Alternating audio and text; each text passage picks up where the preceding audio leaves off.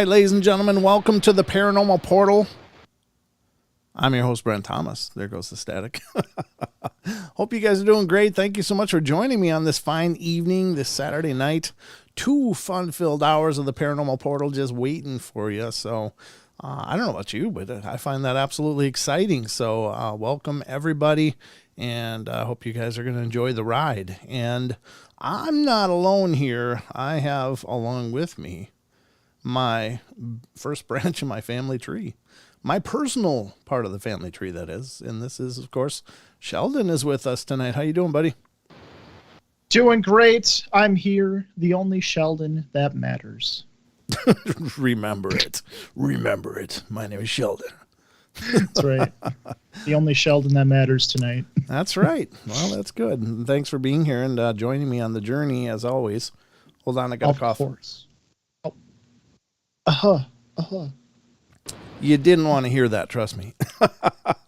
I did a better variation of your cough. Yeah, I heard it. I got earphones on. Okay. It wasn't. When I mute my mic, I can still hear it, just for the record, going forward. Yeah. I was just being sarcastic. All right. I need more of that in my life. Thank you. Yes, you do. Oh, God bless you. But, ladies and gentlemen, before we go any further, I'd like to take just a couple minutes and talk about the sponsor of tonight's show. And this is, of course, Cryptid Coin. And if you're not familiar with this, I know a lot of people are invested in the cryptocurrency markets. It is kind of the wave of the modern era of investing. And while I can't give you, financial advice, what I can do is tell you about this. It's a brand new coin. We've adopted it as the sponsor of the show because I really believe in the mission of what these guys are doing. And this is spearheaded by our good friend Stephen Majors of Extreme Expeditions Northwest LLC. And what Cryptid Coin is doing is it's a ground floor cryptocurrency that's just starting out. However, they got the cryptid community at heart in the development of this coin. And what that means is essentially they are going to take 30% of the entire coinage in trust and use the growth of the coin to offer grants to cryptozoological teams around the world.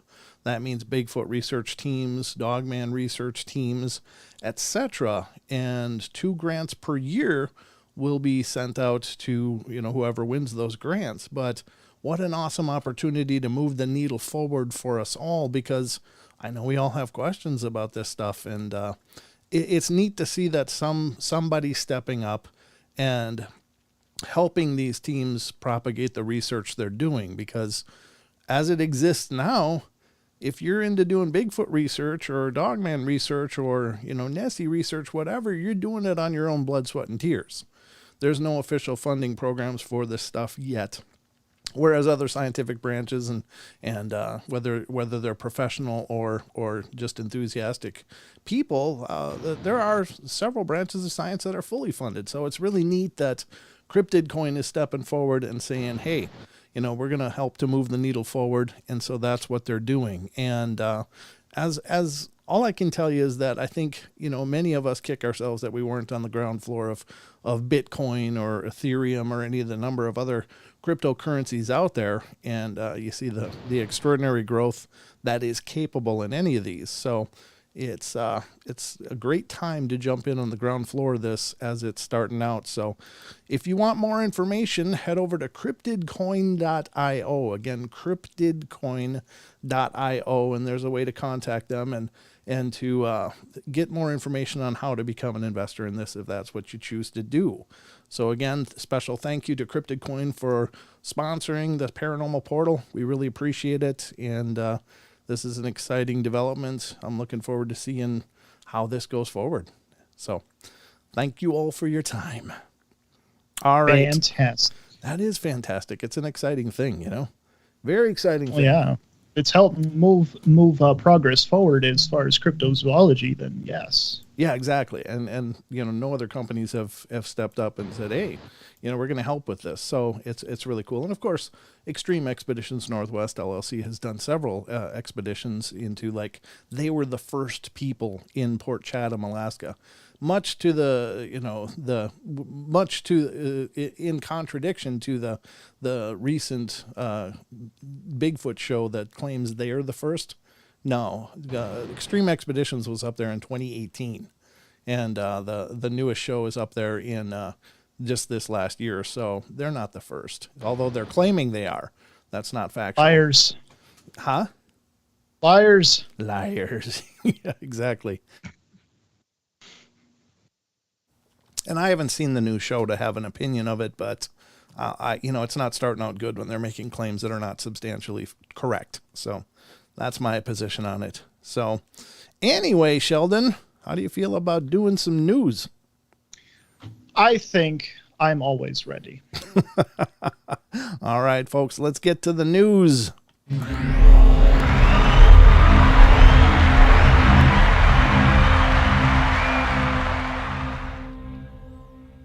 All right, ladies and gentlemen, welcome to the Paranormal Portal News Desk, where all of the news is paranormal. Not because it's actually dealing with all the paranormal topics in every case, but because it's just not normal. And that's the kind of news we love. Right, Sheldon? Paranormal by definition, yes. Exactly, quite literally paranormal. Not necessarily in the traditional sense. So we got several articles that pulled up for you here. Many of them are from the archives, but I think the first one here is still... No, this is an archive right away. So all of them are from the archive tonight because I did some news on Wednesday and Friday, and we kind of ran out of the newest news. So we're going to go back into the Wayback Machine here and look at some old stupid stuff. And old news. Yeah, right. Old news. And this one comes from 2014, December 3rd of 2014, from unexplained-mysteries.com. And this is not one that should take too much brain power to sort, but it says man drinks 10 Cokes every day for a month. Have fun with your new diabetes. Enjoy your diabetic insulin shots. Many, many years I drank Coke like it was water. I love that stuff, and it does not love me, unfortunately. So I really only drink maybe a can a week now. But yeah, I probably did 10 a day for many, many months myself. But that's that's part of how much work it takes to look this good. That's all I'm saying. That's right. It's not easy to look this good. So you got to put away a lot of calories. So let's see what's going on here. In an unorthodox health experiment, George Pryor drank 10 cans of Coke every day to see what would happen. Well, I could tell you. Yeah, I know. It's like you could go to any health club and anybody in there could tell you what would happen if you drank 10 Cokes a day. But anyway, he decided to do it. With warnings from health experts about the dangers of consuming too much sugar becoming increasingly prevalent, Pryor decided to demonstrate to the world just what an effect a daily dose of 10 Coca-Colas could have on an average person's health. His sugar-infused diet proved extremely unhealthy. No way. Yeah, it's true. Raising his blood pressure and increasing his weight by 23 pounds in 1 month. Oof. By the end of his ordeal, he also found himself craving more and more of the drink while finding it difficult to finish normal meals. I never had that trouble. Yeah, true. The actual drinking of 10 Cokes got to be an irritating chore every day, he said. There were a lot of visits to the restroom, a feeling of constant fullness, and a clutter of cans everywhere. Well, come on. Come on. What do you toss them on the floor when you're done? Were you raised by flies or what? That's terrible. Bad framing. Right. While most people don't literally drink 10 cans of Coke on a daily basis, their average sugar intake can very quickly add up. Most people in the United States are thought to consume at least half a pound of sugar every day as part of their regular diet. Oof. Yeah, that's because of the quality of our modern diet, though. There's sugar in everything. Yeah. I think there are a lot of people suffering health problems like diabetes and heart disease who aren't aware they could help themselves by just dropping sugar, said Pryor. Yep, I think he's probably right. I know a lot of people that have gone on sugar cleanses, and I commonly hear reports about people dumping weight really quickly once they do. Like me. Well, like you, yeah. That's right. That was it's true. I mean, honestly, That's something, if you ever decide to stop having sugar completely, you'll realize how much sugar is in everything. It's actually crazy. I'm not shocked at all. No, me either. And I'm not sure why he felt it was necessary to do this. I mean, everybody would have known. Gee, that's not going to be good for you, George. Come on. It is the nectar of the gods, but we're not gods apparently. So, anyway, that's the first article on the batch tonight, and let's continue on here. The next one up is also from unexplained-mysteries.com. Check out the site if you love the paranormal and the weird and the bizarre, because they got a great selection of articles to choose from, only a smidgen of which we cover here on the show. All right, this has got to be a nightmare of epic proportions. I don't Oh no. I don't know how you don't need therapy after something like this, but this is deceased Polish woman wakes up in the morgue. Ooh. What? Yeah.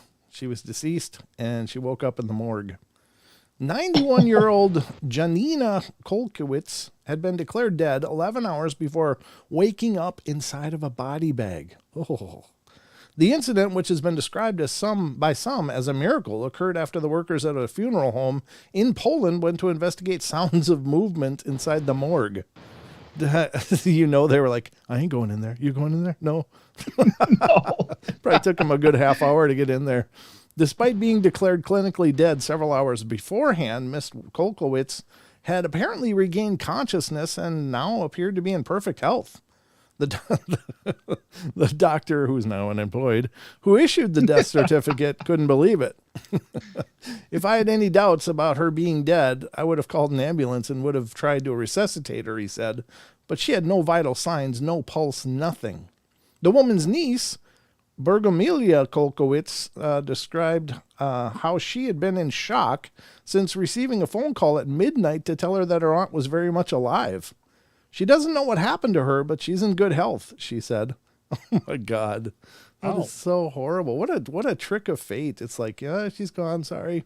Everybody's all sad, and she's in a body bag, and then she wakes up. Oh, that's gotta leave some marks. I don't know. I mean, there's a lot of room for that to be like an actual phenomenon, but I mean, that could have been, maybe she made a different choice and decided to go back. She's like, no, I'm not done. I'm 91, not 100. Yeah, I don't know how that works, but that's incredible. Yeah, you wouldn't expect a 91 to kind of snap out of it. But there you go. Kind of encouraging news. Just, when my time comes, just make sure I'm really done, because I don't want to wake up like that. I'll wait for the second phone call. Yeah. We poked him with the stick. Yep, he's gone. Yeah, that's how it works. You poke them with a stick. If they still don't move, chances are it's not looking good. All right. The next one on the newscast on explainedmysteries.com. Woman is run over by her own dog in a car. From November 13th of 2014. Yep. This is the dog managed to release the handbrake. An Australian woman was injured when her dog accidentally knocked the handbrake and ran over her. Give me some more food. Yeah. The woman, who was chosen to remain anonymous, had been returning from a walk with her 3 dogs and had put them into the car in preparation for the journey home. Things took an unfortunate turn, however. One of the dogs managed to knock the handbrake by accident, and the vehicle rolled backwards, trapping her arm in the door and dragging her to the ground, where her upper torso was crushed under the wheels. Oof. I guess she lived, though. The woman suffered significant injuries to her back, neck, and shoulders, which require extensive medical treatment. She was eventually offered $143,590 in compensation from Australia's Transport Accident Commission, in addition to medical expenses and income entitlements. Obviously, there's no liable party in this incident, and while it has its humorous dimension, the major injuries caused were no laughing matter, said her lawyer, Anne Cunningham. Yeah, but that is really bizarre, right? Huh. I mean, yeah. I mean, I don't know about bizarre. I mean, it is bizarre, but it's got a simple explanation at least. Well, yeah. I mean, it is bizarre. It's paranormal. It's definitely not normal. So we're going with it. We're going with it. Oh, that's right. Yeah. Yep. It's part of the part. It fits the criteria. That's right. It does. It does. Yep. All right, let's go to the next one here, and let's see what I got for time here first. Yeah, we're fine. Absolutely fine. Let's continue. And where the hell am I? Here I am. Excuse me, I'm still a little froggy, but it's getting better. All right, the next one is from unexplained-mysteries.com. This one, ladies and gentlemen, is bizarre. I'm going to put this in the TFR chat as well, because this is one that's is definitely visual. And this one is also from 2014, and this is one I never heard of. But I think it's fascinating if this really did appear on the surface of Mars. And from unexplained-mysteries.com, Celtic cross discovered in Mars photograph. Oh, there it is right there. Yep. Over on the right-hand side of the main photograph. It does look... Oh, wow. Right? Yeah. That's crazy. That's very that symmetrical. That does look pretty distinct. Yeah, I don't know if it's a Celtic cross, but it's definitely that type of pattern. I don't know if it's even a symbol or if it's from an impression of some, material that had been on that surface, some mechanical thing. A strange cross-shaped pattern with a circle around it has been spotted on the surface of Mars. There have been a lot of reports lately of anomalous objects turning up in pictures on Mars, but while most of these are almost certainly little more than unusually shaped rocks, there remains one recent image that shows something a little bit different. The anomaly, which has been spotted in a photograph returned by NASA's Opportunity rover, consists of what looks like a perfect circle with a cross design in the center. Having been captured by the rover's microscopic imager camera, however, the unusual shape is also extremely small and is likely to measure only a few millimeters across. Okay, so it's very tiny. It's still bizarre, but it could just be like at that point, it could just be like a Phillips screw, something like that. Could be, yeah. While some internet users have been prompting the discovery as evidence of extraterrestrial life, others have pointed out that the circular cross shape happens to bear an uncanny resemblance to the type of screw heads found in the rover's alpha particle X-ray spectrometer tool. Wow. Who the hell knows stuff like that? Jesus. Jeez. Yeah, I mean, if it's that small, then it certainly could just be from a screw head or something. It says the most likely explanation, therefore, is that the rover left an unintentional imprint of one of the spectrometer screw heads in the soil just before the photograph was taken. Yeah, I gotta say that's got to be the most likely thing. I mean, as much as I'd love for it to be some artifact on the surface of Mars, if it's that small and it really looks like a screwdriver or a screw head, I mean, that's most likely exactly what it is. So. That's a little disappointing, but still, it is what it is. Wow. You can't ignore the evidence, and I would have to give that to the skeptics for sure. There you go. They got us again. Foiled again. If it wasn't for them and their stupid logic, we would have gotten away with it. No, I don't know. I love for this stuff to be real, but you just can't suspend logic in the face of what is absolutely overwhelming evidence of something to the contrary. So that's my opinion of it anyway. So now we're going to the last article, and then we got 7 minutes, Sheldon. Woof. Oh, wow. Yeah, but I want to finish up an article that we had started last night, so that'll work out perfectly before the break. Huh. And this is creepy. This is like a 10 on the creepy meter, folks.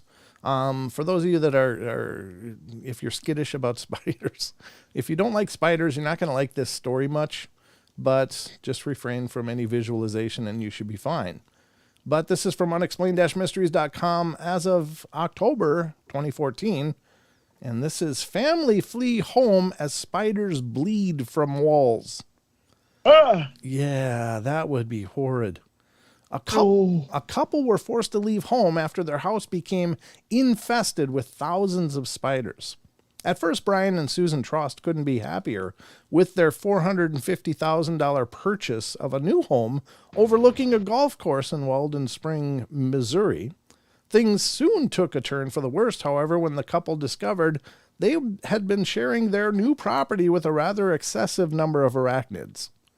Shortly after moving in, the pair started finding the creatures everywhere, and in one case, a spider fell from the ceiling above the shower and only narrowly missed landing on someone. Yeah, that's creepy when you're in the shower. By 2012, the problem had become so bad that they had reported brown recluse spiders bleeding from the walls within the rooms of the house. 2 separate pest control companies were called in, but neither was able to remove the infestation. Kill it with fire. The couple ended up taking the previous owners of the building to court for not disclosing the existence of the problem before they went through with the purchase. During a civil trial hearing, a leading brown recluse researcher indicated that there were up to 6,000 spiders in the house. The couple moved out 2 years later. Yeah, that's the kind of stuff you definitely want to disclose on the sale. Hey, it's a great house. Look at that view. But don't, you should know we got a few spiders around here. This is full of spiders. Brown recluse at that, So I mean, like brown recluse bites for some people, and I don't know if it's just certain people with sensitivities to it, or if their bite is just that toxic. But you get like necrotic tissue and oozing sores, and there's been people that have literally lost limbs due to brown recluse bites, or at least chunks of their flesh had to be removed to contain it. They're horrible. Mm-hmm.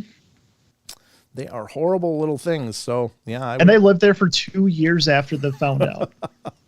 Oh my God! How would you like to be in the shower and one of those just drops down like, No, I draw the line there.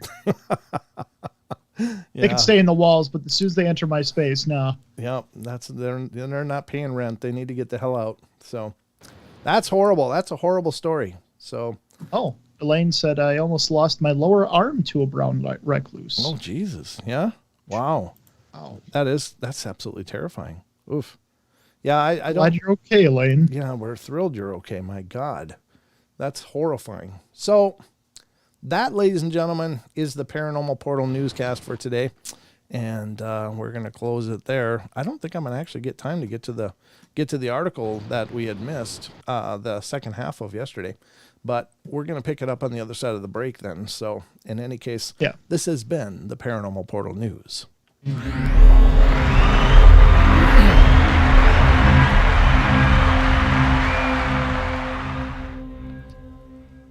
Did you have fun in the news, Sheldon? I had a lot of fun until the last one, yes. Isn't that creepy? Yeah. It's beyond creepy to me. Yeah. I like spiders. I generally leave them alone. I mean, if they're in the house, you got to get them out because you get too many of them and stuff. But for the most part, I don't get freaked out by them. But if I had them just coming out of the walls and stuff, hell yeah, I'd have a problem with that. That'd be horrible. Yeah, that's like that's like demon territory at that point. It's like, if they're everywhere, that is way too creepy. And that bite could be just horrible. Now, I will say that I think it's hard to really correctly identify brown recluse because there's a lot of different spiders that look kind of similar to it. So, but they are, I think, common everywhere in the U.S. Like you can find them everywhere. But yeah, they're a horrible thing, I guess. I don't know. Yeah, I mean, this, but I'm the type of person that if I see a bug or something in the house, I don't kill it. I actually trap it and then I'll bring it outside or where they're supposed to be. Yeah. But if I had 6,000 spiders in my walls and they were brown recluses, that's where my my priority to save life ends. Yeah, that's where honoring life quits, and it's like all out warfare. Yeah, I don't think you can play gentle with that kind of thing. I mean, you'd have to literally tear up your walls and make sure to spray everything down and then reassemble your walls. It's not like you could just, put a hole in and shoot some raid in there and call it a day. It sounds like that whole house was at issue with that stuff. And that's creepy. That is just creepy stuff. I mean, we get wasps around here, like I don't know if they're yellow jackets, so I think they're kind of wasps, but And they're everywhere. I mean, they really are. I was really surprised moving up here that and the bald-faced wasps, which are the ones that make like a paper nest here. And we had like paper wasps back in Minnesota. But those are very similar, except they're more aggressive. And those are here, but they're more out in the woods and stuff. I've seen their big nests out in the woods, but the yellow jackets are literally everywhere. But for the most part, you just end up kind of getting used to them, and you can walk by them and they don't really bother you and you don't really bother them. But I ended up having this last year, had a ton of them. So I actually had to take the bug spray out and it was like, it's time to clean a little bit, because it was getting to the point where, people were going to start getting stung. There were so many. So anyway, folks, we are going to be heading to the first break of the night. If you're new to the show, we are also on tfrlive.com if you're watching on YouTube. And so we're on the network, and the network takes breaks. So that's why we take breaks here on YouTube. So during the commercial breaks, you'll have some video to check out. Hopefully that'll make it bearable. But we'll be right back in just a couple moments. Don't go away.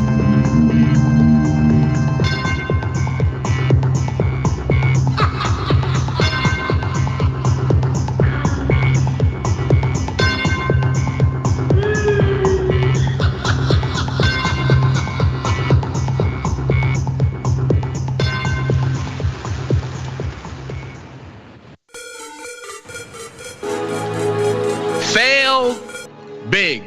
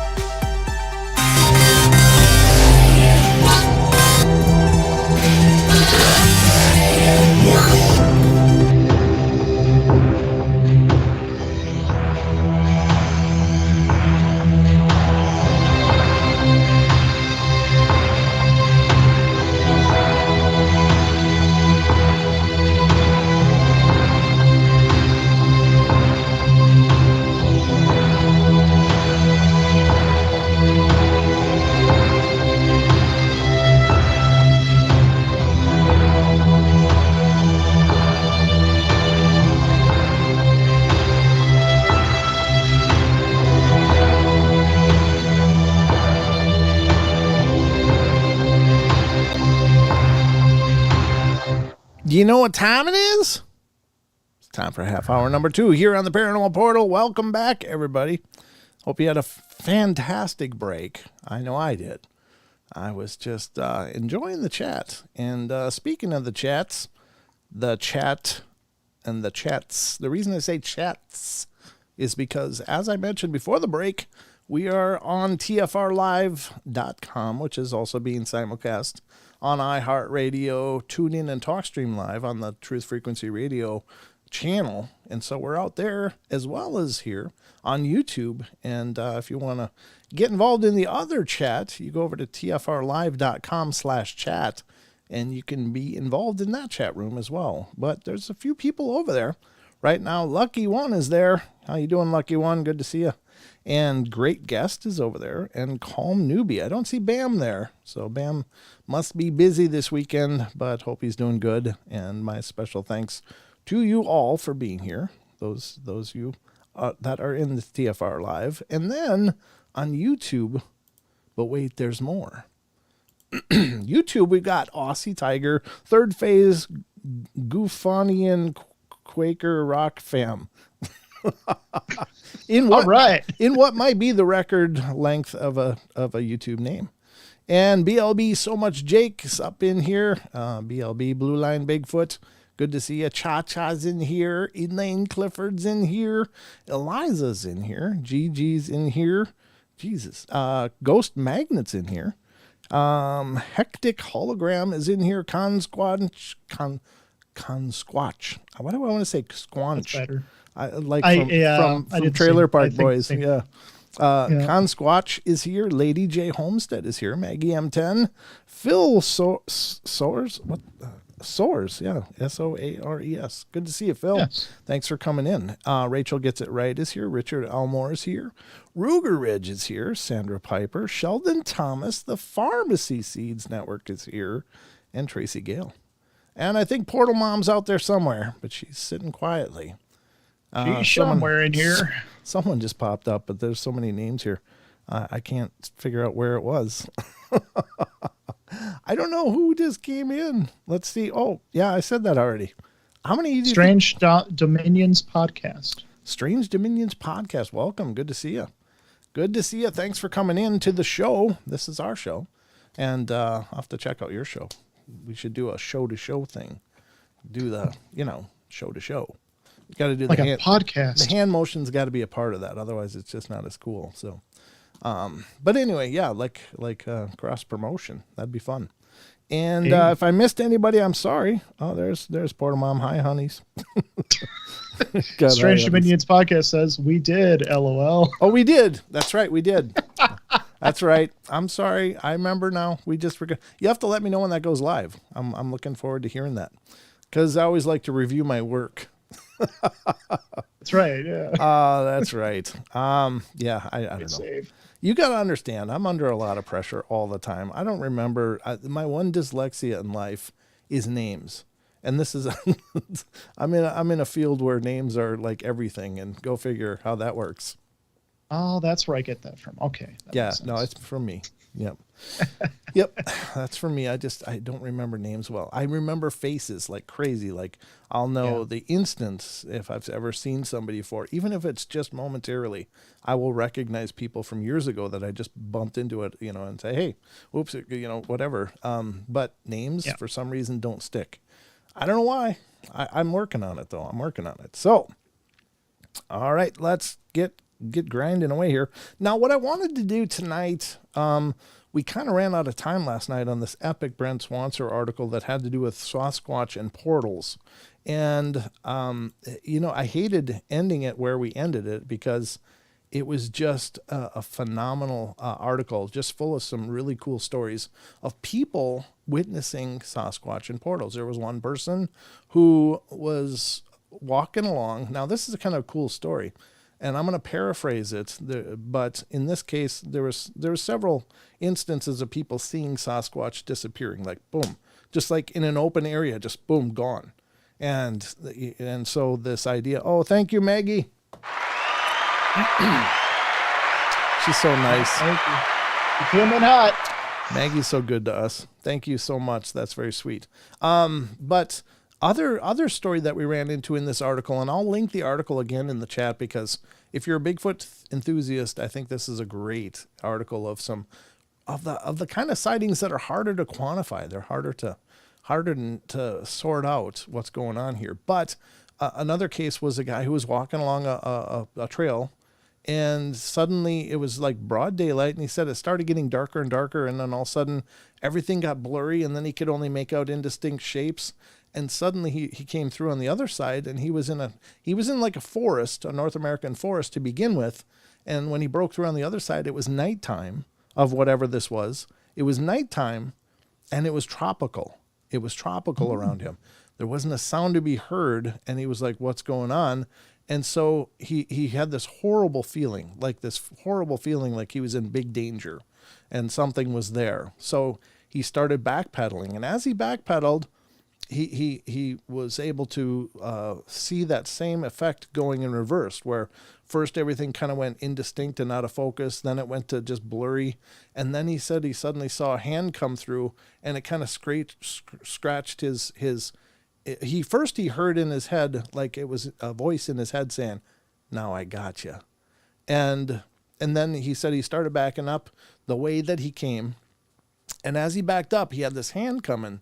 And it was a big hand, huge hand, with the thumb that he noticed was more back towards the wrist than forward like our hands. Like the thumb would be back again, like almost at the wrist.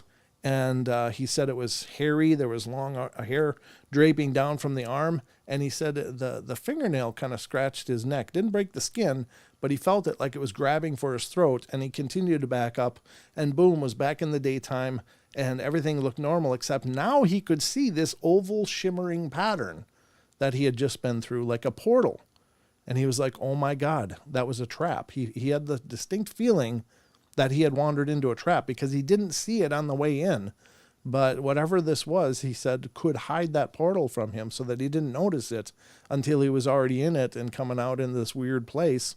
And he said that as he was standing there, the portal shimmered and went out, and he felt like he just barely made it, and started referencing missing 411 and things like that, how people just disappear like that.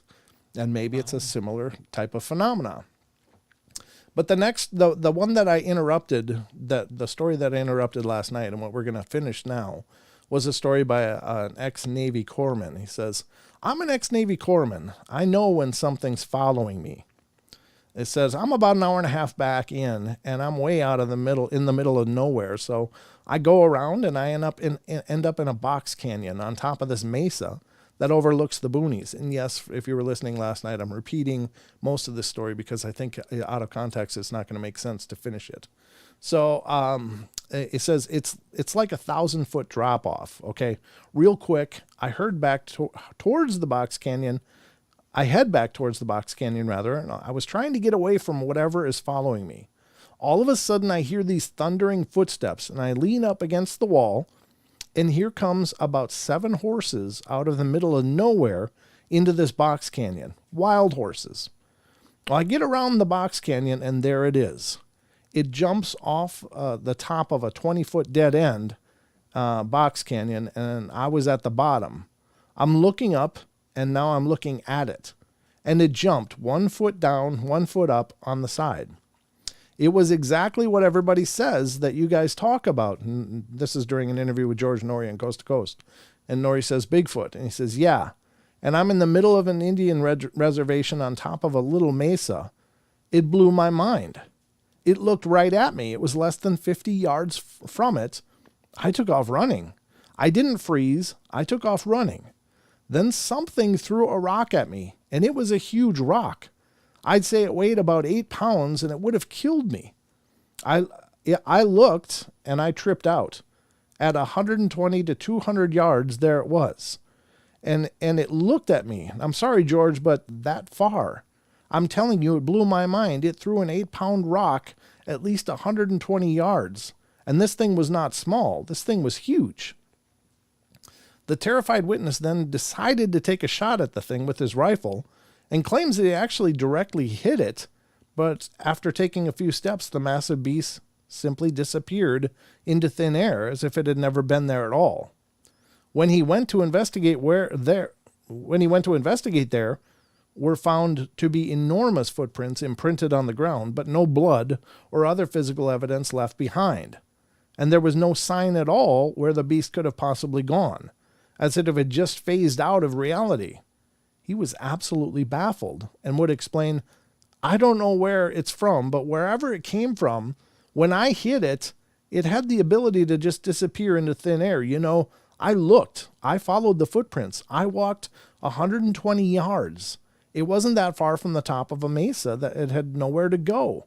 Never ever have I seen it again, and never ever have I gone back, not by myself. It is yet another case that seems to show these creatures passing through some barrier between realities, and which may hint at these things being more that meets the eye. The idea that these creatures may be more interdimensional than flesh and blood biological entities has created quite a stir in the circles of Bigfoot studies. Oh, thank you, Gigi. But according to proponents of the idea that Bigfoot is an interdimensional interloper, in a sense it might explain a lot of the discrepancies in the evidence but put forward for such creatures so far. For instance, it might explain why photographs turn out so blurry, or why there has been so little physical evidence or body turned up after all of this time. Considering this, and that such weird reports populate the domain of Bigfoot sightings, right along with more traditional sightings of what appears to be simply an undiscovered ape-like creature, some researchers have proposed that we expand our definition of what Bigfoot might be. One of these is paranormal researcher William Hall, who has said of it, it used to be that the UFO people didn't talk up to the ghost people because they were a little weird, and nobody would talk to the Bigfoot people because they were crazy. And I found out we cannot continue to do that. In reality, quantum physics is leading us there. That portals could be why we don't see any bodies, why there are no bodies. I have no official opinion on it. I leave nothing off the table because there's a lot of things we find in our field work that we just cannot explain. It would appear that the Bigfoot phenomena is perhaps even stranger than it already seems, and it all remains pretty controversial within the field. Yet, however, some may want to discount such reports of the thing is that this is the same dismissive attitude that the mainstream shows towards Bigfoot reports to begin with. Within the body of sightings, there are these uncomfortable accounts, but how can they be thrown out any more than all of them can be? As long as Bigfoot reports continue to come in, there will be some that will be labeled as more fringe than others, and who are we to completely blow them off? If we are to accept any of them, perhaps we have to accept these as well, and try and find a place to fit them in. If Bigfoot are even real at all, then perhaps there is more than one phenomena happening here, that the flesh and blood creature and that of something else from beyond, that what we think we know about the very universe itself.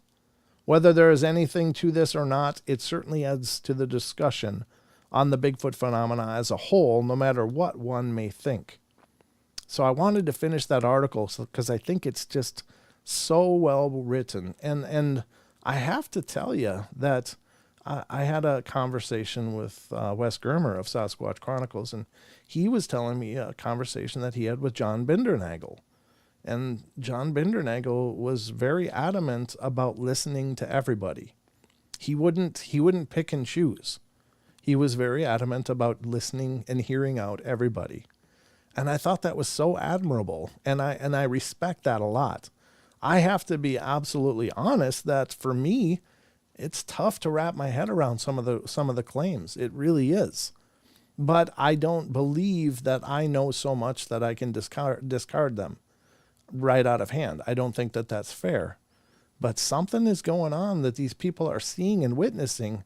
And it is, the more that I learn about the paranormal, the more I learn that there really are no edges. It's not like the ghost stuff is here, the Bigfoot stuff is here, and the UFO stuff is here. It bleeds one into the other with almost to the point that you don't know whether you're dealing with a ghost or a UFO or some possible, the claims of the insubstantial Bigfoot that kind of appear and disappear. And I'm just going to put it out there. It's tough for me to try to conceptualize. And that's one of the reasons that I guess I don't talk about it as much on the show, is just that it's hard for me to put, to break it down. And maybe it's not for me to do, but I always try to at least have a handle on phenomena before I bring it to the show. But more and more, I'm opening my mind up to this, not because it was ever closed, but because it doesn't matter if I can explain it. That shouldn't be a barrier to whether or not we discuss it. And I actually have an interview that I did with Igor Burtsev this last summer. I've been working on the audio of it here and there as I've had time, because there were some audio issues. But in this discussion, Igor was right here in the studio with me, and we had a great talk. And he talked about some of this weirdness, and he showed me photos that'll be in the video as well. So as I get this video wrapped up, I will show you guys some of these photos in the presentation of what Igor had said, and from his investigations and his work over in Russia.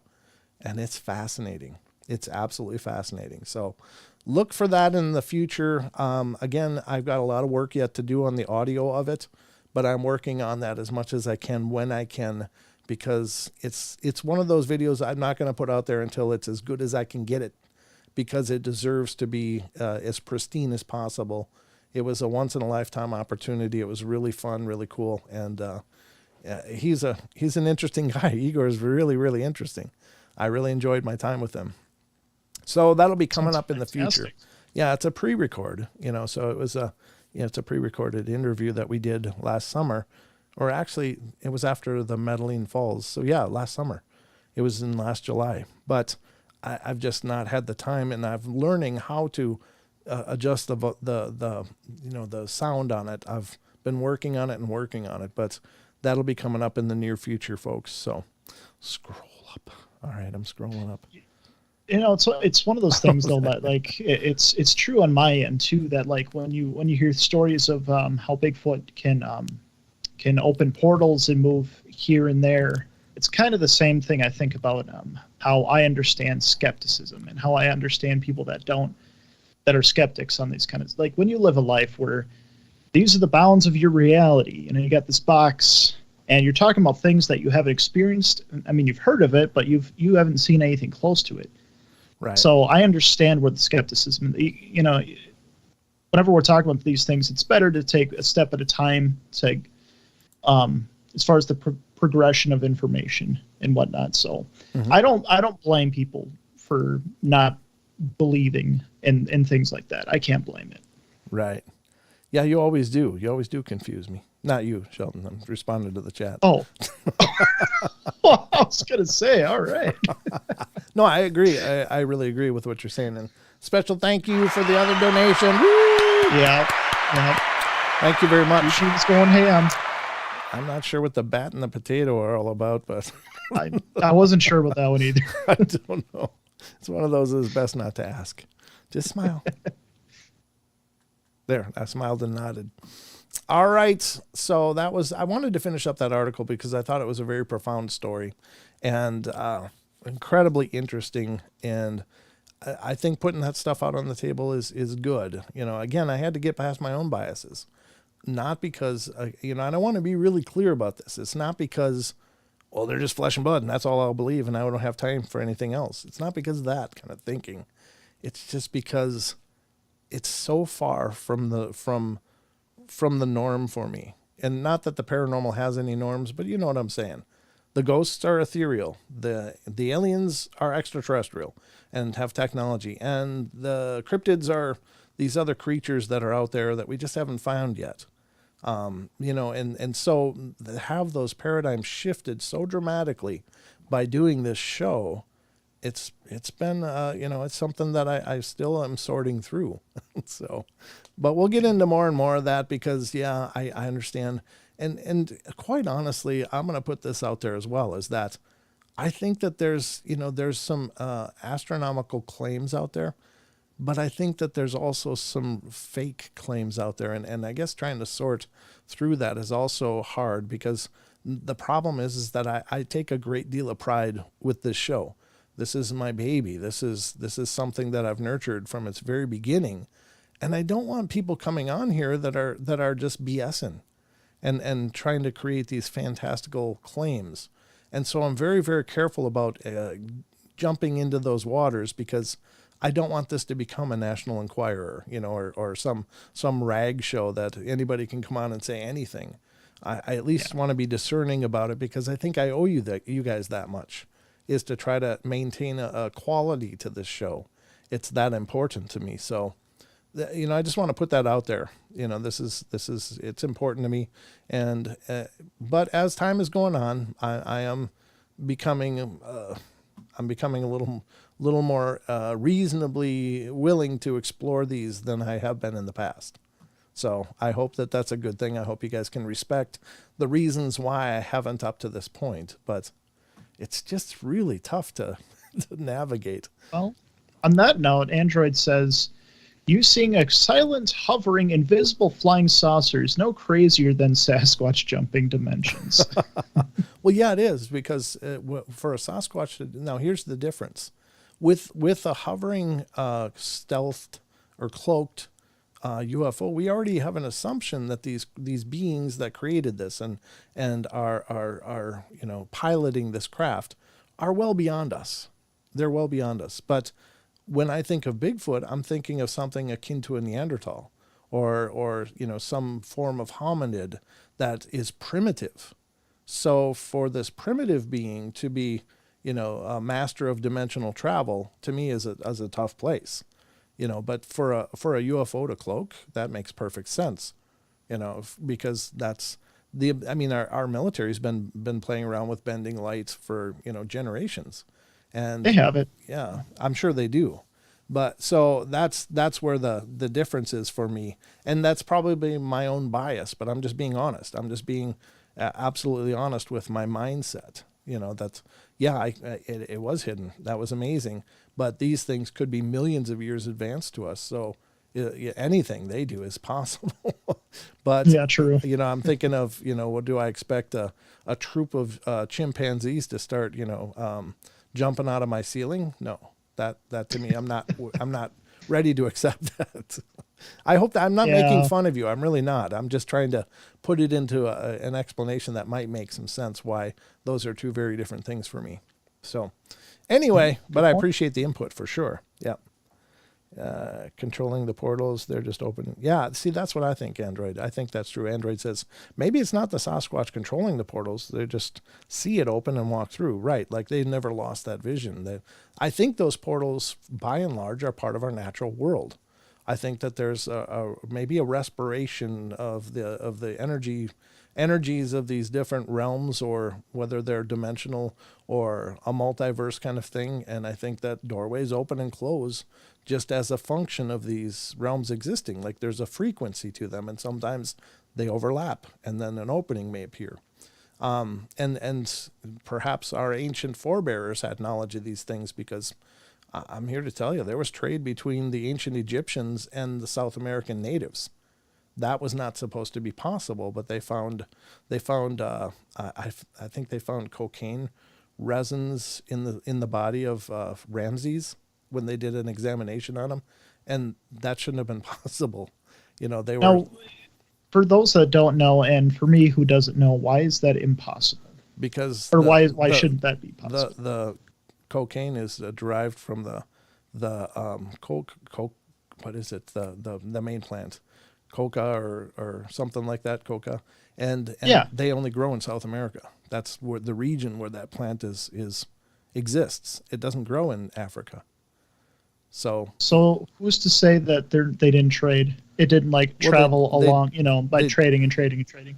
They did, but there was no known established routes of trade between South America and Africa in this period. That was supposed to be an advent of maybe the early Vikings managed to get over there in the year 600 or something like that, or in the 1600s. Whenever the Vikings did their thing, they were supposed to be the first ones, and that's quite a bit. We're talking like 8,000 years of difference in time between when when our side of the planet was officially discovered by Europe and Africa. So that's quite a bit different. But anyway, I don't know. Whatever the case is, I don't pretend to know. But let's get back to the paranormal. I guess it's all paranormal, right? That is in the criteria. It is. It matches the criteria. There's the bell. I guess we're going to go to the break. So we'll be right back in just a couple minutes. Hour break. We'll get into hour number 2 on the other side.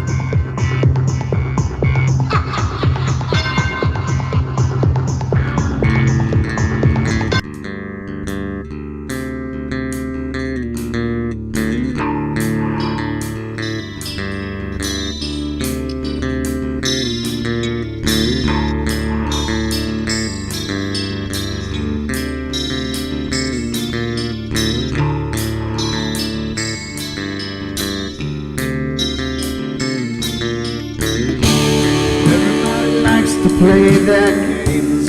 Everybody loves to place their bets.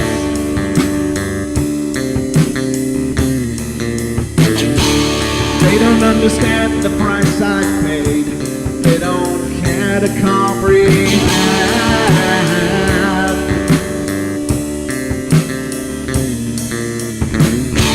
Trace their lines upon my body, ripping scars across my heart.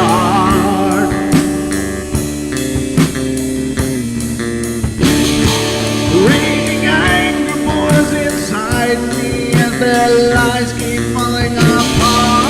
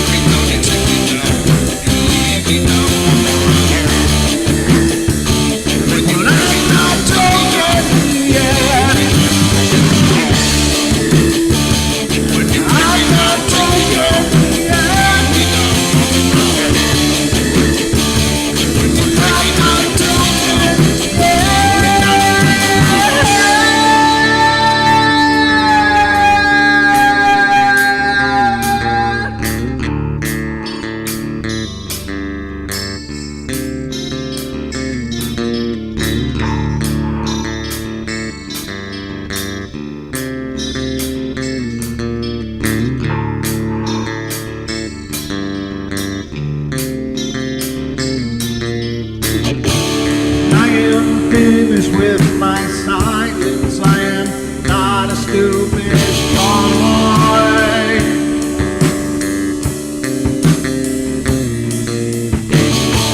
No more breaking me with kindness, just you dance upon my joy.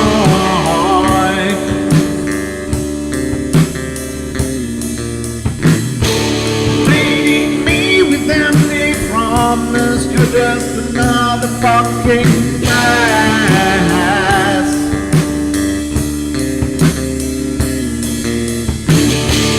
Taking off the slice of my sanity, just make sure that you're well fed.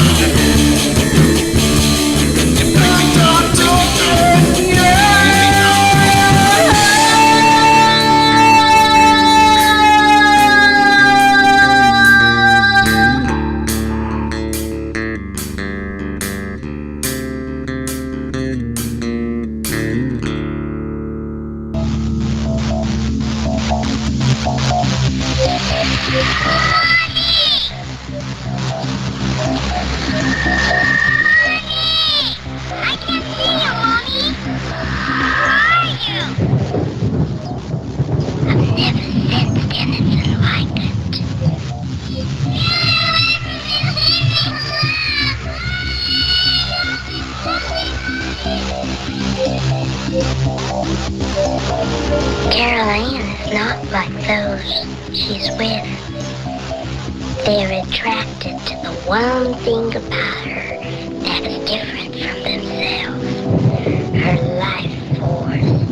It is very strong. It gives off its own illumination. It is a light that implies life and memory of love and home and earthly pleasures. Something they desperately desire, but can't have anymore.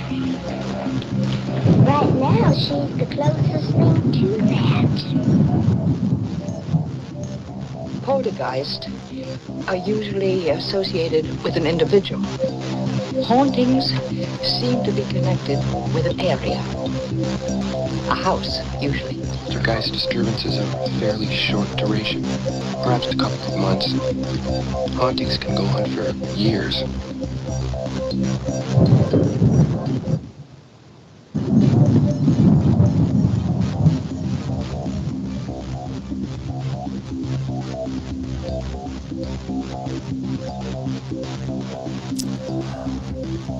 Welcome back, everybody. We're into hour number 2 here on the Paranormal Portal, and we've got a lot more to go. Another hour to go. Oh, another hour. Hope you're ready.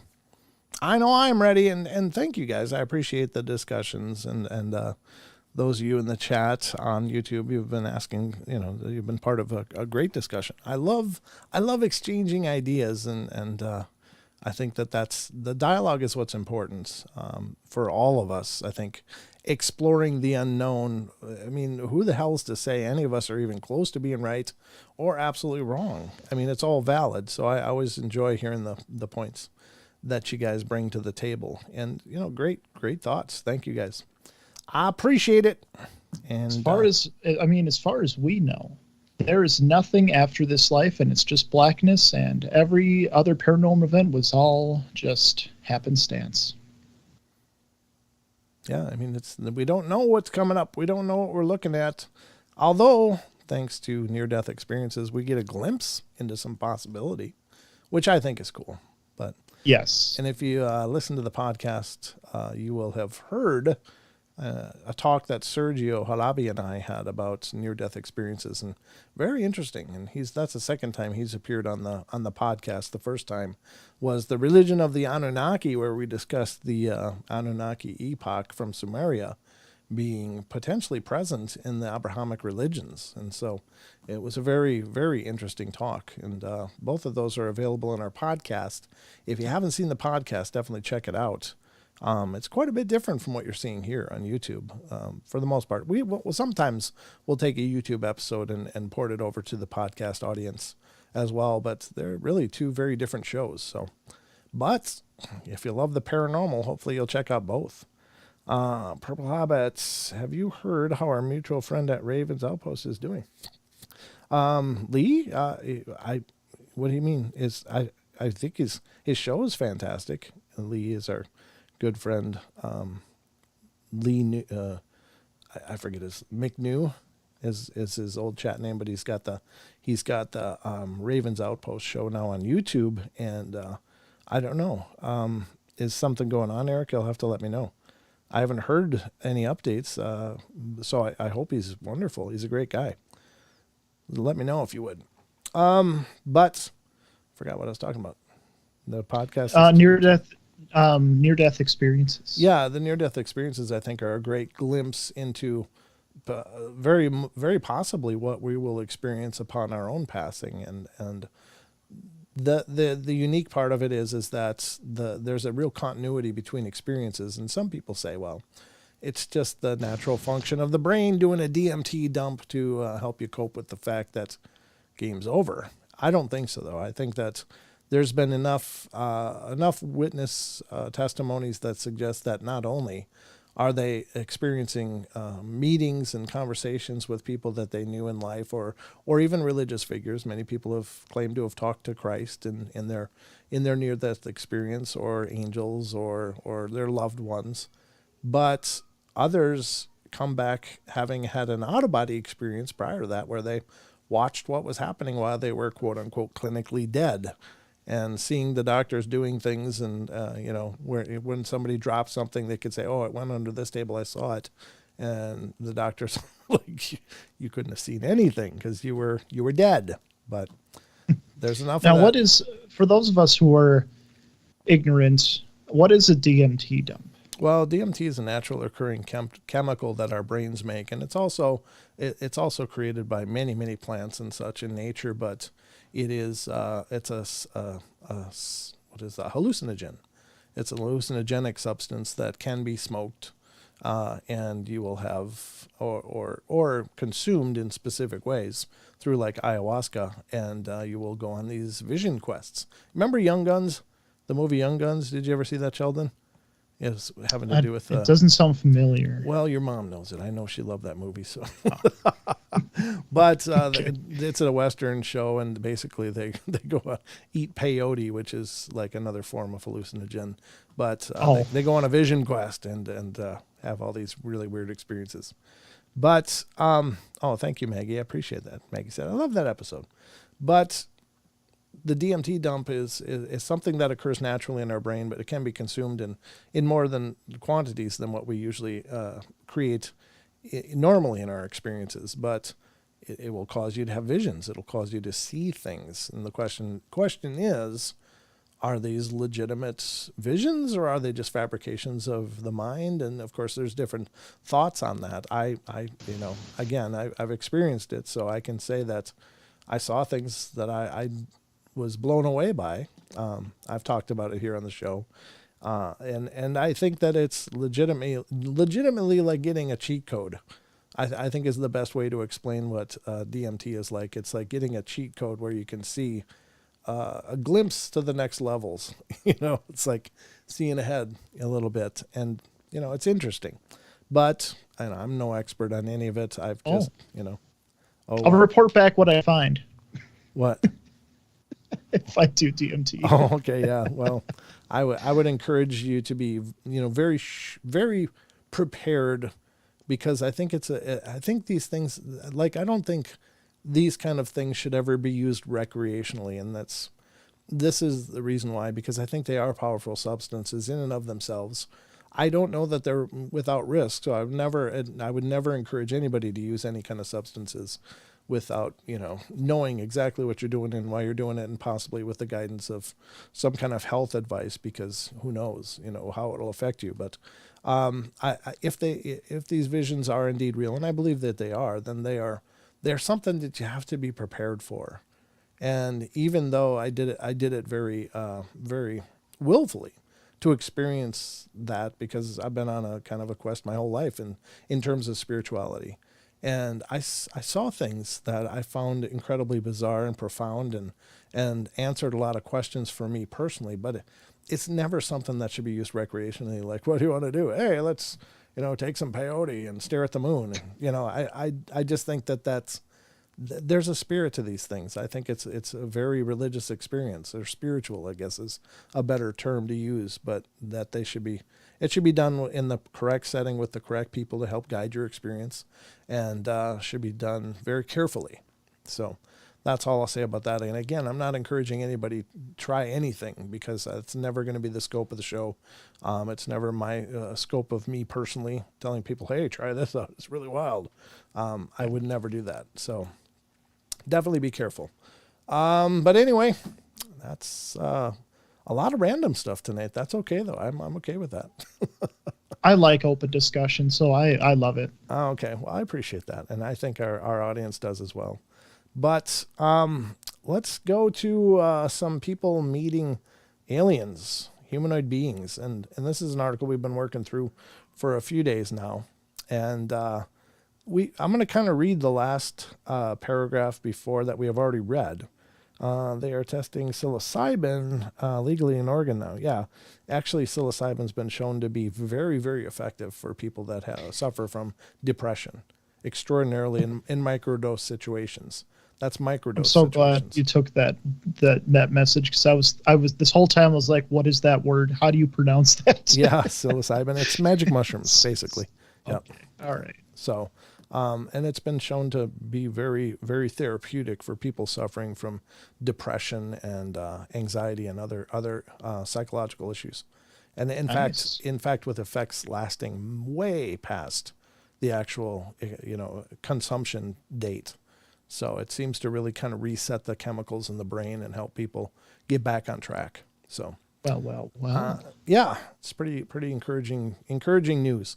And I think, honestly, we'll find a lot of answers to modern problems in our natural world. And I'm really glad that they're starting to explore these things more thoroughly, because I think a lot of the modern ailments that they're throwing all these toxic chemicals at can be very effectively and naturally treated using naturally occurring substances. I think this idea of pharmacology in its traditional sense with labs and doing stuff. I know that pharmaceutical companies have been really exploring natural curatives and trying to isolate the properties for them in order to patent them. But I think that if you have some naturopathic people that have some knowledge of such things, you can find that nature provides a lot of cures, I think.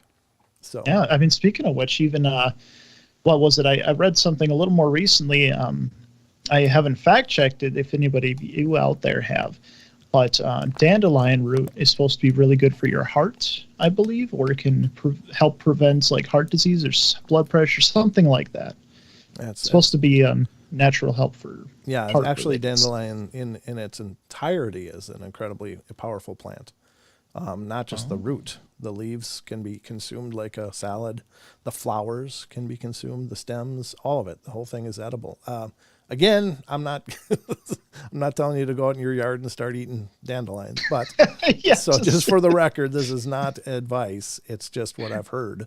Don't be that one neighbor. Well, I have harvested dandelion roots, and you can actually kind of brown them and create a coffee from dandelion root, and it's pretty good, actually. I was picturing in my head just someone going out on their lawn and like literally picking them up and just eating them in their lawn. I mean, you be careful.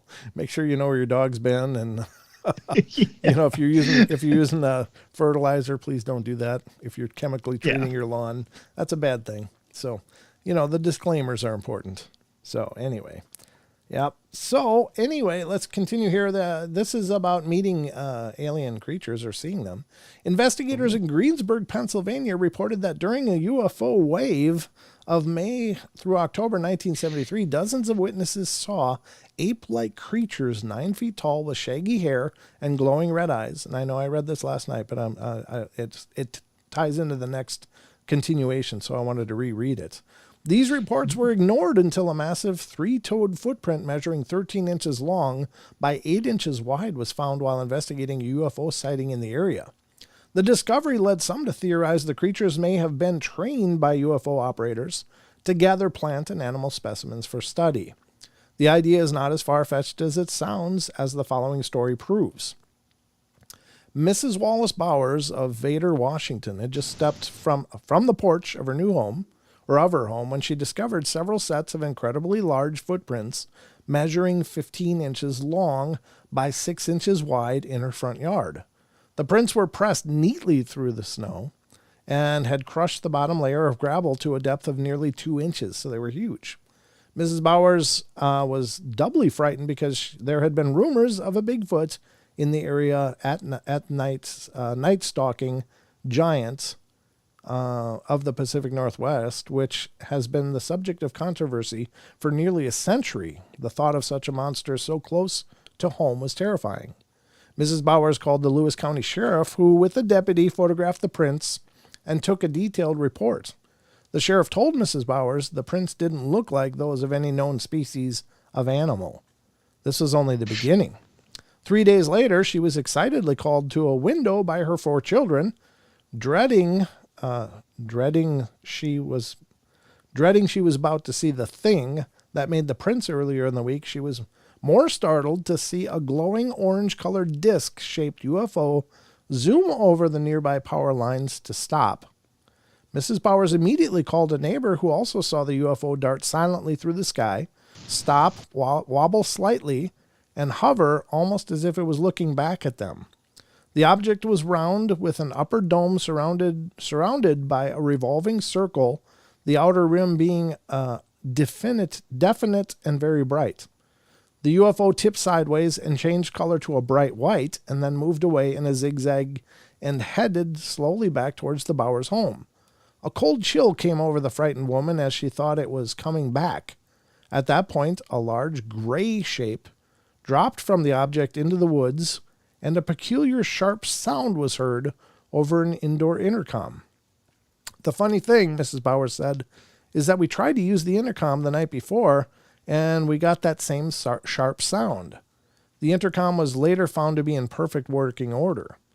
Meanwhile, the object tipped from side to side, zipped off into the distance, becoming a clear, bright light that eventually disappeared. Later that week, Mrs. Bowers was putting a log on the fire when she glanced into an adjacent room and noticed the curtains moving as if hands were poking through the window. All the children were in the living room with me, she said. All I could think of was getting them safely out of the house, so I loaded them into the car and we left, but I definitely saw a shape in the room as we drove away. An inspection of the house a day later found nothing missing, though a few things were in disarray. Mrs. Bowers later said that since this happened, I keep running into people who have seen similar things, only they didn't report them because they thought they'd be laughed at.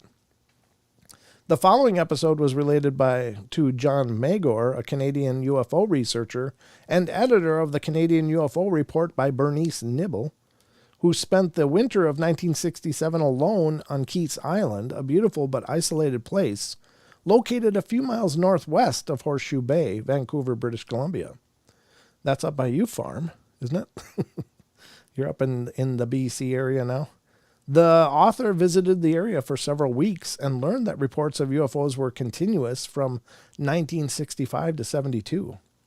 Magor pointed out that after interviewing Bernice Niblett and speaking to other witnesses she had listed and hearing firsthand her tale of a year's lonely adventure that became an ordeal from which she was eventually forced to escape, there was no doubt those mystifying, often frightening events still lived with her. That she was explaining exactly what she heard and saw. Miss Niblett moved into her... How would you like to have the name Niblett, though? I mean... I was thinking that's what they call those little packages of corn and peas and stuff? Isn't that the Niblets? I don't know. I think so. Miss Niblett, now it's Miss. Did she get divorced? Oh. It was a tough period for her. I thought it was Mrs. Drama. Maybe it was always Miss Niblett. I was never. It was the last lady was a Mrs. Miss Niblett moved into her tiny cabin on October 1967, and she related the following. Since the cabin was meant for summer use only and hadn't been used much even then, there was a great deal to go to get ready for winter. When darkness came, I fell into my bunk dog-tired, with hardly a glance out the window. The top bunk where I slept was alongside a window I could look out without raising my head. On January 27th, the cold woke me at 6 a.m. It was still dark. The stars were glittering as I looked out at the very bright white star moved into view from over the roof. It made two wide spirals down, zigzagging parallel to the earth a couple of times, then stopped for about 10 minutes. It then took off at great speed, turning yellow then pink as it faded into the distance. It was very high during... it was very high. Okay. I want to make sure I read that right. It was very high during all this. And when it took off, it did not seem to be following the Earth's curvature, but going off into space. This had to be a flying saucer or UFO, and I was delighted to have seen it. I decided to keep a lookout from then on. The cabin was a perfect spot for watching on Rocky Point about 65 feet above the water. The front window gave a wide view of the sky, water, and small islands, and my cabin was 1,000 feet from where the road ended and couldn't be seen from there. There was a scattering of tall firs and cedars to the right, left, and up the steep rocky hill that rose directly behind the cabin. From Labor Day to the end of May, I was the only resident on the island, on the west side of the island. Few people visited their cottages because the government dock at Eastbourne was removed for the winter and the water supply pumps weren't in operation.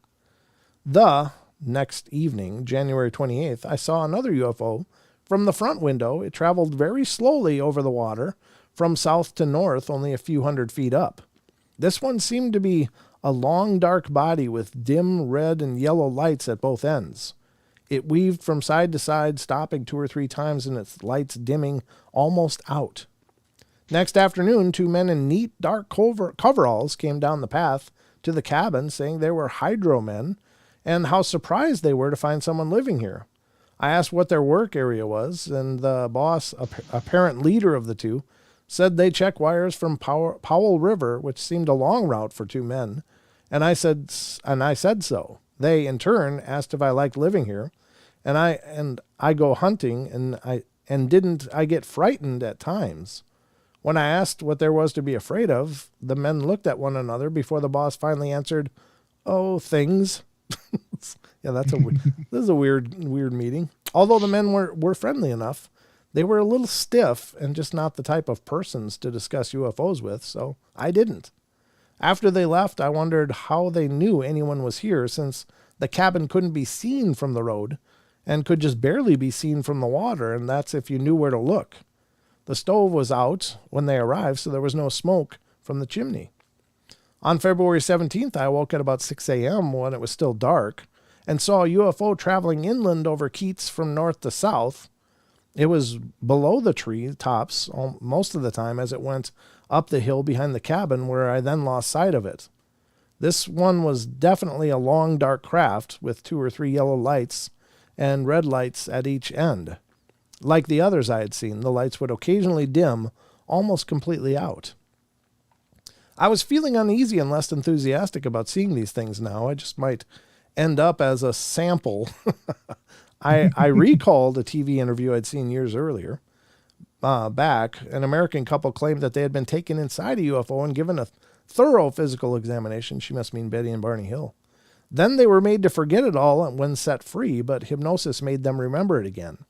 Then on February 21st, I just walked out to the front window as the sun was going down. The sky and the water were pink. Something about 60 feet above the water with frosted yellow lights on the sides and a bright red one in the middle slid over from the front left of the rocks near my cabin and then back to the water without turning around. It slid up and back as if on a rail. My knees turned watery and my stomach filled with butterflies. I realized I'd seen several of these same things many times, but through trees, and as I sleepily observed them from my bunk window. They seemed to maneuver so easily and silently. They would go back and forth between the beach, a little way to the left of the cabin, and then to the point where my cabin was. After seeing the thing slide up and away again, it took some time to get over my fright. Curiosity made me brave enough to venture out to the edge of the rocks where I could get an unobstructed view. On the other side of the ragged island, with more than a half hidden by it, appeared to be a big boat well lit up with lights. As I tried to figure out the reason for the boat being there, 3 balls of yellow to amber light flew up from it. It was hard to guess how big these UFOs were, maybe 4 feet in diameter, and eventually there were 5 or 6 of them. Some headed off to Bowen Island, others to Keats, Pasley, and to other islands, and I kept glancing behind me for fear that one of the lights would end up to get between me and the cabin and cut off my retreat. The balls traveled slowly over the treetops, dropping down amongst them to the watery's edge. Every once in a while, one would go back behind Ragged Island, although the bright ship had disappeared. A tugboat rounded the corner quite close to shore, hauling a barge. One of the balls of light hovered over the tug, and one over the barge as well. I wanted to share this sighting so badly with someone. It was tantalizing not to be able to yell to the tugboat men to look. The balls of light stayed with the tug and barge only a matter of seconds before peeling off, exactly together, one going to Bowen and the other to Pasley. Man, this is a long account. Running back to the cabin, I locked the door. This was just too much. I couldn't even tell anyone about it because I had no phone, and the only public phone was in Eastbourne and in the darkness. I just might have bumped into something. How could I have been so blindly unobservant as to miss all this before? In moving to Keats, I had probably moved right into their midst from the beginning. The next day I phoned people who I knew had boats, one on Bowen Island, the other on the mainland.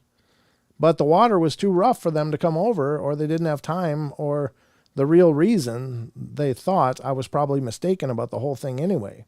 One man insisted that it must be some new kind of aircraft being tested. Wow, that's about where I'm going to leave it until after we come back from the break. So we're going to get back to her and her experience on British Columbia with all these weird lights and crafts. So don't go away. We will be right back because the bell has rung. Just as I say that, perfect timing. So we'll get right back to it on after the break. Don't go away.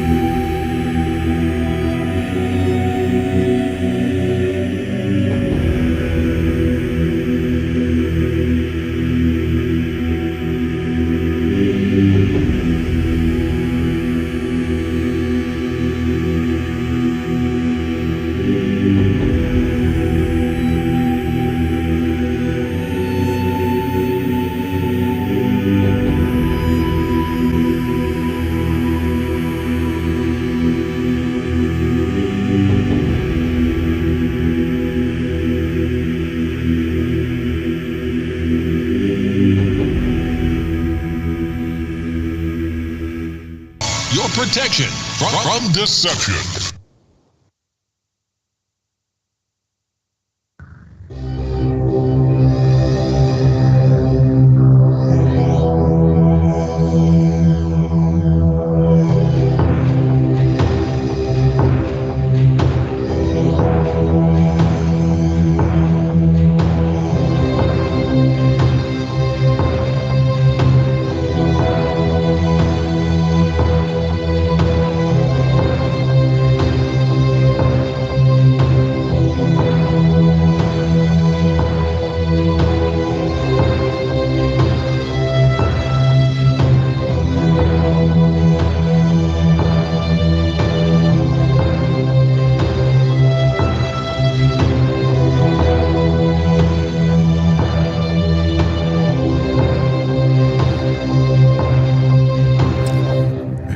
We're back, ladies and gentlemen. Welcome to Story Time with me. I'm your host, Brent Thomas, joined by Sheldon Thomas, who's all the way I'm your co-host, Sheldon Thomas. all from the way from Minnesota.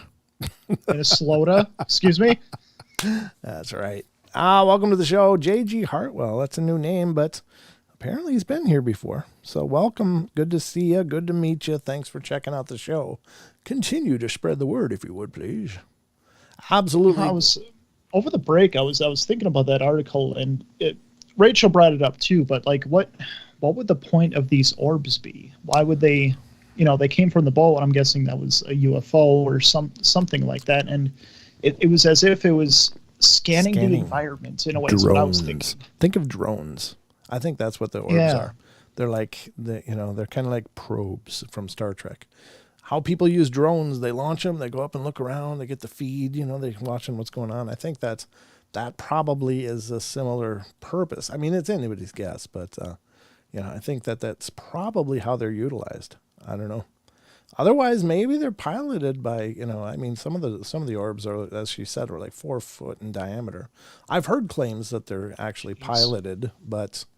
of course, by very diminutive creatures, or beings. I don't know if you call it creatures or beings or what, but yeah, I mean, I always assume that they're just intelligently controlled, but what are they? Who knows? What kind of? At this point, it's like it would be like trying to explain to Greeks back in ancient times what a car is. It's so much. Yeah. Knowledge you would have to know before understanding like a lot of components in that machine. So it's kind of like, that's how I look at it, at least. Yep. It's kind of like the ancients. It was magic. Yeah. Everything was magic that they didn't understand. And, I don't mean to diminish the whole idea behind magic, but I think it's kind of like they said in Thor. And I think it's actually maybe it's a quote from Carl Sagan originally, but I think it was when technology advances to a certain point, it becomes indistinguishable from magic, and I suppose that's true because things keep getting smaller. Pretty soon, it's just something is almost magical. I don't know. Yeah, I mean, we have like nanobots, like things that are the size of cells. Things the size of boogers. Sorry. Okay, that too. It was funny in my head. Yeah. Yeah, I think that was from Who Shrunk the Kids. Oh, my God, we're the size of boogers. That was funny. All right, so we are going through an article right now of people that have had encounters with UFOs and apparently they're occupants. And we're covering the story of somebody who's up on this island living alone in B.C. off of Victoria there somewhere, I'm sure. And, excuse me, and they're seeing all these strange lights. They're the only one living out on this island in a small cabin. It's in the off season, so it's not during the warm months. It's the kind of the winter. But they're talking about it being March now. We're at the March point, and just on March 5th, there was no one else to turn to. So I walked over to the Baptist camp to see the Willis family.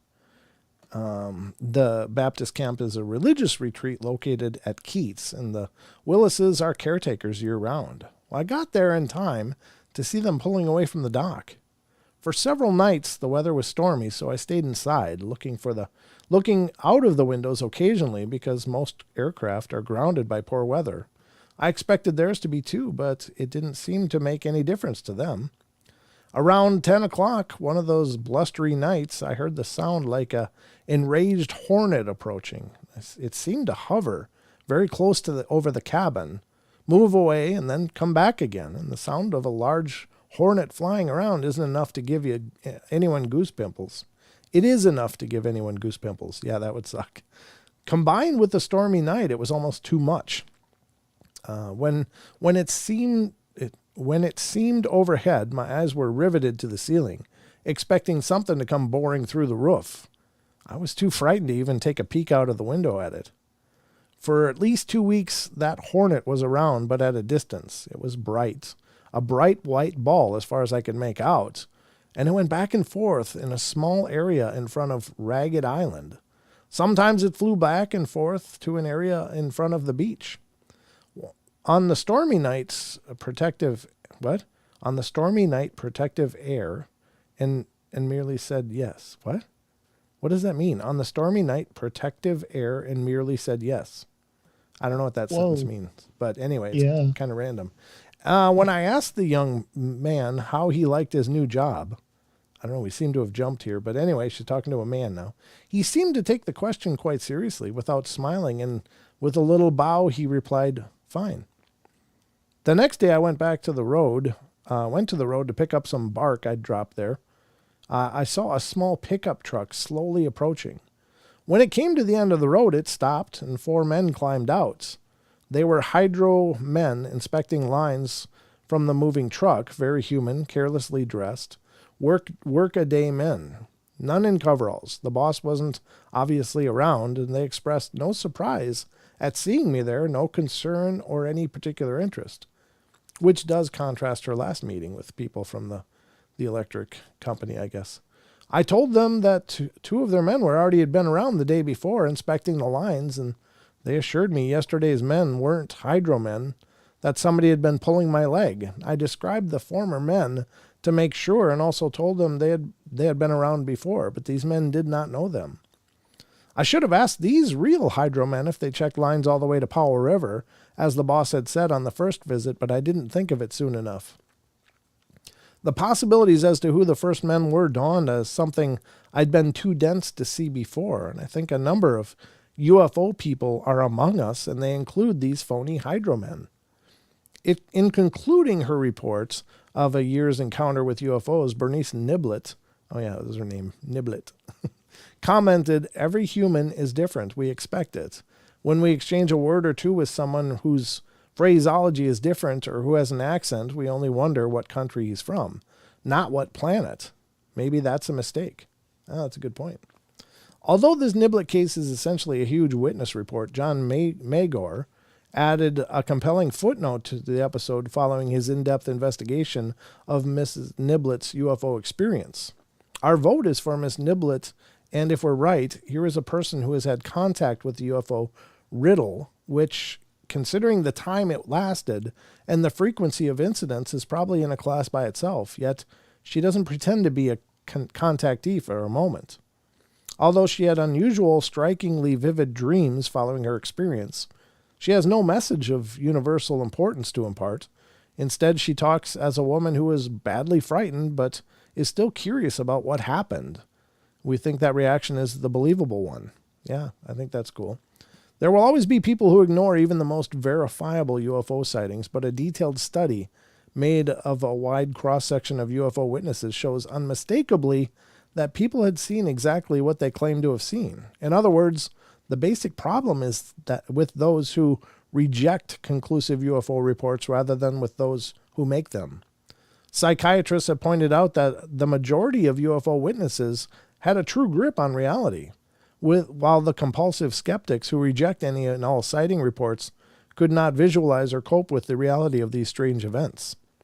A classic example of this happened when a specialist in meteoritics, the study of meteors or falling stars.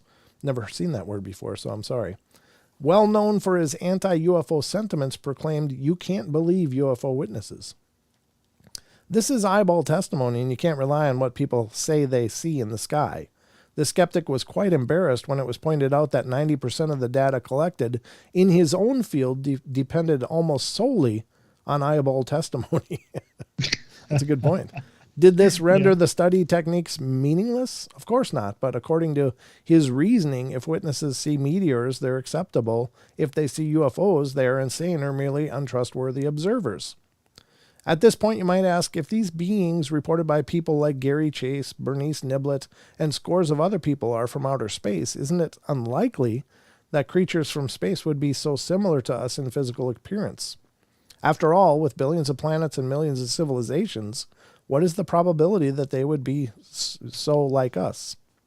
So far, it's impossible to estimate such probabilities. Our visitors have appeared to be humanoid, and whether they are representative of life forms in other solar system, 10 other solar systems, or a myriad of galaxies is a tangible that only time and perseverance will unravel. Thus, in the words of Dr. J. Allen Hynek, who's part of Project Blue Book. He said, let's cut out the nonsense and get down to the business of finding out what these things are. Today, at this very moment, someone is facing the most incredible experience of his life, an encounter with the aliens who walk the earth, and we must not abandon them. And we had Donald Raymond Schmidt, who worked, he was chief investigator under J. Allen Hynek, and extraordinarily interesting guy. Wonderful guy as well. If you get a chance, look back in our archives and check it out. He talked extensively about Roswell and all of the amazing things that went on there and the cover-up involved and so much. He was on the show twice, and I'll have to get him back on again because there's so much more to discuss in terms of all of this incredible information and possibility, but just a really intense thing. I think the author is absolutely right. This is again from alienstar.net, and this is a news site that I've never come across before. I don't know if it's brand new or if it's just new to me, but it's a really interesting site with some incredible articles. So I'm really thrilled that I found it and was able to share it with you guys. So definitely check out alienstar.net because they got a bunch more articles over here. And we'll have to do some searches for some other ones because I like what they presented here. This is a very comprehensive article with some great cross sections of experiences. And it was by Peter Gutila, originally published in Saga UFO Report, summer of 1974. So it's an old article, but still, I mean, those points and the experiences are just as valid today as they were then. I mean, people today are experiencing the same things. And so now that is an interesting prospect. Do you guys think that there are aliens walking among us here on the planet Earth? Or do you think they just kind of whiz by on their craft and decide to come down and have a look from the ships, safely in their ships, looking out the windows? Kids, look over there. You know, that's a great question, and it's something I've been wrestling with probably since around 10 or so years. I've been thinking about that because it's interesting. I think it depends on what extent their technology if they can cloak like what they really look like and they can look like anything else or anyone else or however it works, then yeah, I think that's something to consider. I mean, at that point, yeah, anyone could be, an extraterrestrial visitor just hiding. Sure. And that's really interesting. And that means they would have to know our language. They would know our habits. That means have to have been studying us. I think it's definitely possible. Absolutely. I think it's absolutely possible. I do too. I think, here's the thing. Any intelligence out there with the capabilities that we assume that they have. Now our first TV programs are now probably observable in the distance of space, into different star systems and stuff. I mean, they've traveled that far. Most of the signals will still be relevant even at that distance. So they could be watching like I Love Lucy and the honeymooners and stuff and probably thinking, man, these people are really backwards. But by observing, now here's the thing, they could certainly learn about culture, they could learn about language, they could learn about how we appear and how we look.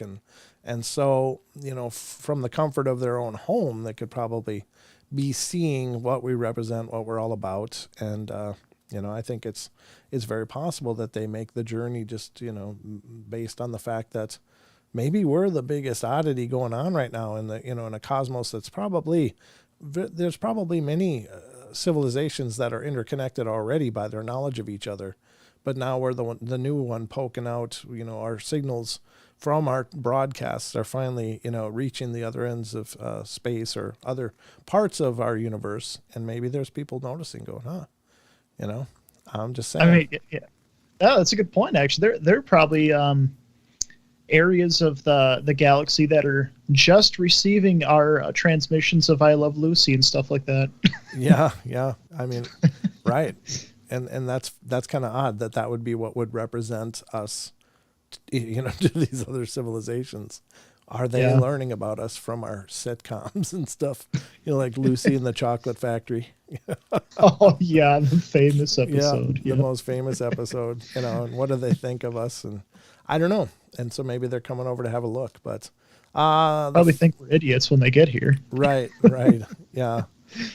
I can't claim to know a whole lot about the Flatwoods Monster, Eric. I know it's a phenomena, but I oftentimes think, quite honestly, I often think that, a lot of these different monsters could very well be, and I'm not being condescending by doing that, but I'm just saying monsters, because the monsters are used so much, like the Loveland Frogman, and there's so many different creatures that are cited.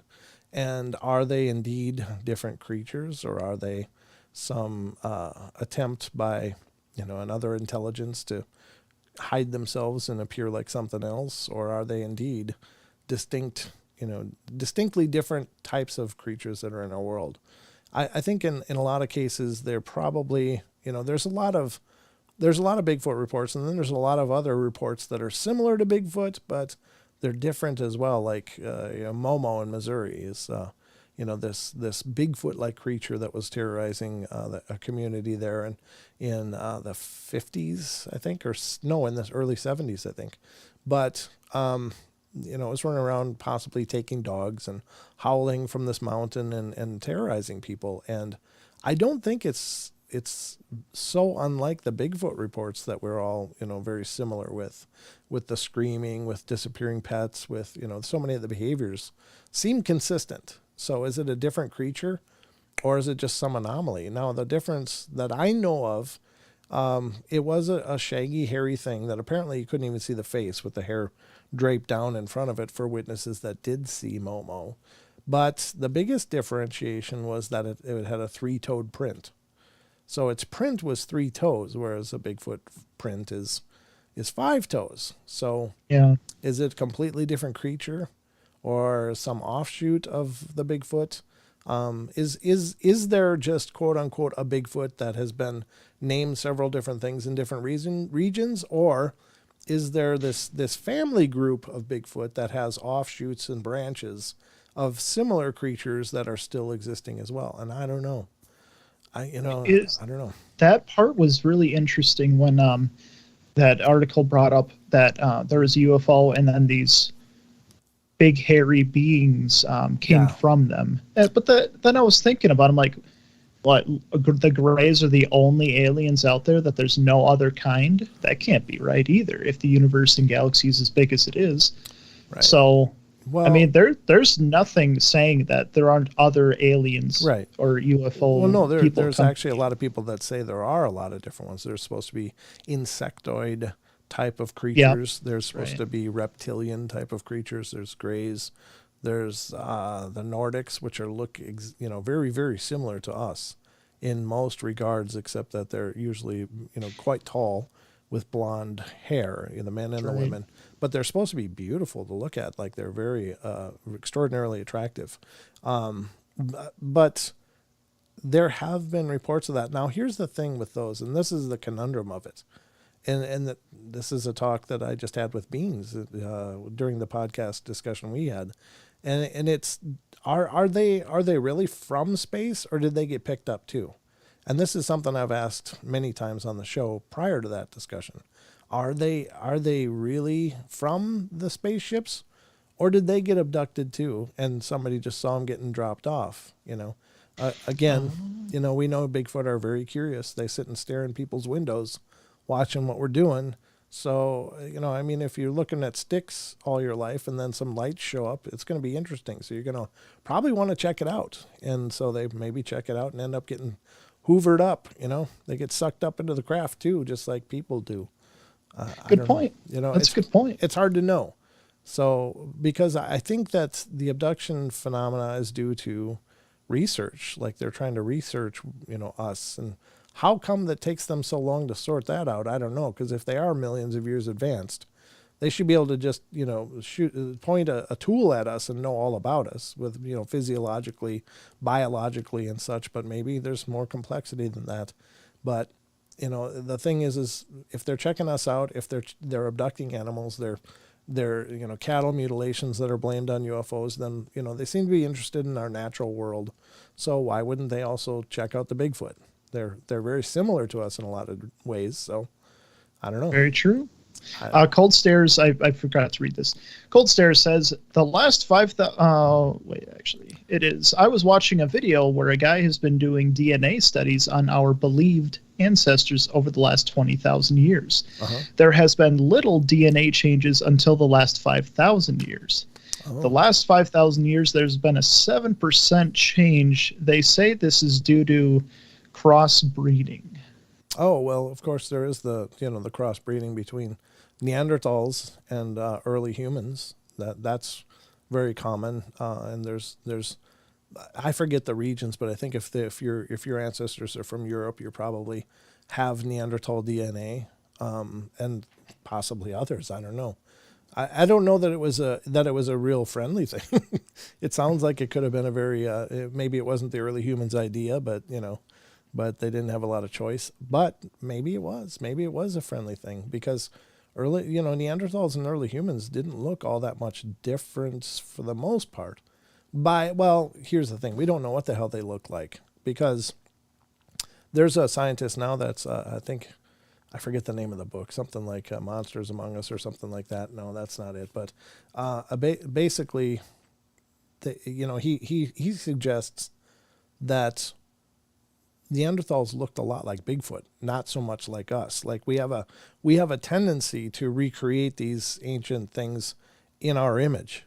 And so suddenly they have more skin than hair, and they look more, like human beings than, the like ape-like creatures. But this guy suggests that they were in fact very much like a Bigfoot.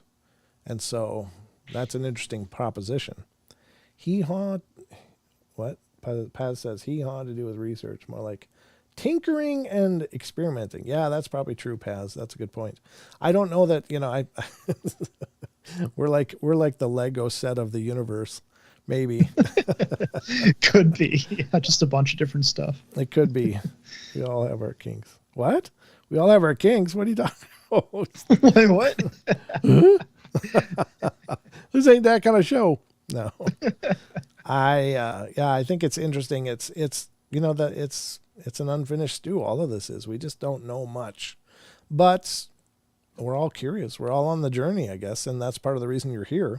I want these answers. I want to know. I wish it was possible to know, and maybe science will advance to the point that we can really dig back and see what's going on, and maybe we'll find enough genetic material in the Bigfoot to be able to understand what's going on with them.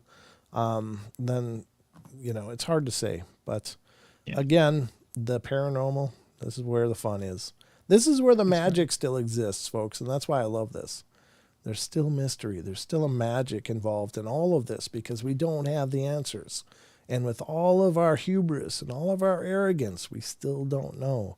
And that's the world I love. That's the world I want to live in. I want to live in the world where we're still figuring things out. I don't want the one where we're all done and we can just sit in our own arrogance and watch TV or whatever. So. But all of you out there, just remember, with great curiosity comes great responsibility. Yeah, thanks, Uncle Ben. And I ain't mean the rice either. Okay, Sheldon, right. How can people stay in touch with us?